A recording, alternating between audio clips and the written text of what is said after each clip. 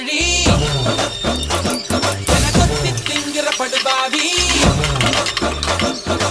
ஆத்தி அடியாத்தி என சுத்த வைக்கிற சுதியத்தி அரகுற வயசுல மயக்கிற சயசுல கருமென இனிக்கிற எருமனி அழைக்கிற உனக்குள்ள என்ன வச்சு உண்டியல குலுக்குற பரபரப்பா இருக்கு